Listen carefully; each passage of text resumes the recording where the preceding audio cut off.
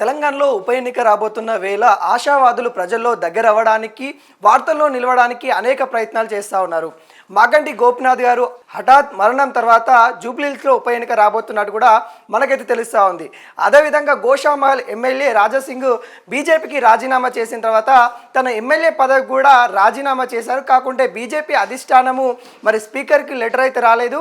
రాజాసింగ్ కూడా ఇంకా స్పీకర్ని అయితే కలవలేదు. కాకుంటే అక్కడ ఉప ఎన్నిక రాబోతా ఉందని అన్నట్టుగా రాజకీయ విశ్లేషకులు అయితే చెప్తా ఉన్నారు. దాంట్లో భాగంగానే ఒకవైపు జూబ్లీహిల్స్ ఉప ఎన్నిక, మరోవైపు గోషామహల్ సంబంధించిన ఉప ఎన్నిక వస్తూ ఉంది అన్నట్టుగా వార్తలు చక్కర్లు కొడతా ఉన్నాయి. దాంతో భాగంగా ఆశావాదులు ఎవరైతే ఉంటారో వాళ్ళు మేము పోటీ చేస్తామంటూ అనేక పేర్లు అయితే బయటకు వస్తూ ఉన్న తనం అయితే కనబడతా ఉంది.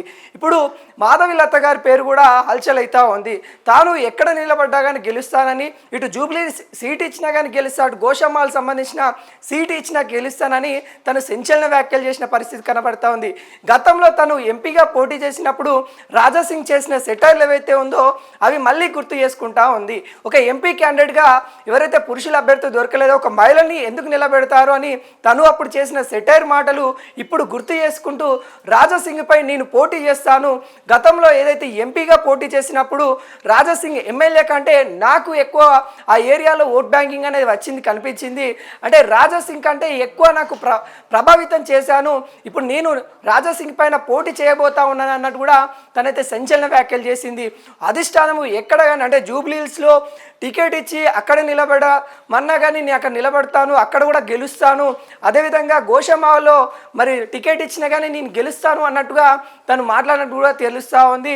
ఏదైతే ఉప ఎన్నిక సంబంధించి ఇప్పటికే పేర్లు అయితే ఏ పార్టీ కూడా అభ్యర్థులను అయితే ప్రకటించలేదు. కాకుంటే పార్టీలో అంతర్గత చర్చలు అయితే జరుగుతూ ఉన్నాయి. 6 నెలల్లో మరి ఎన్నికలు పూర్తి చేసుకోవాలి. దానిలో భాగంగానే మరి పేర్లు అయితే కొంతమంది వాళ్ళకు వాళ్ళు సెల్ఫ్గా అనౌన్స్ చేసుకొని ప్రజల్లోకి వెళ్తున్న పరిస్థితి అయితే కనబడతా ఉంది. ప్రజలకి దగ్గర అవ్వాలి, వార్తల్లో ఉండాలి అనే ఆవేదన అయితే వాళ్ళు అయితే కనబడతా ఉన్న నేపథ్యం అయితే కనబడతా ఉంది. ఒకవైపు కాంగ్రెస్లో కూడా మైనార్టీకి సంబంధించిన వర్గపోరు జరుగుతూ ఉన్న విషయాలు బయటకు వస్తూ ఉన్నాయి. బీజేపీలో బీసీకి ఇవ్వాలి అన్నట్టుగా బీజేపీ కూడా అనుకుంటున్న తీరైతే కనబడతా ఉంది. మరి ఈ 3 పార్టీలు త్రిముఖ పోటీ అయితే ఉప ఎన్నికలు అయితే ఉండబోతా ఉన్నాయి. కాకుంటే మాధవలత గారు చేసిన వ్యాఖ్యలే సంచలనంగా మారుతూ ఉన్న పరిస్థితి అయితే కనబడతా ఉంది.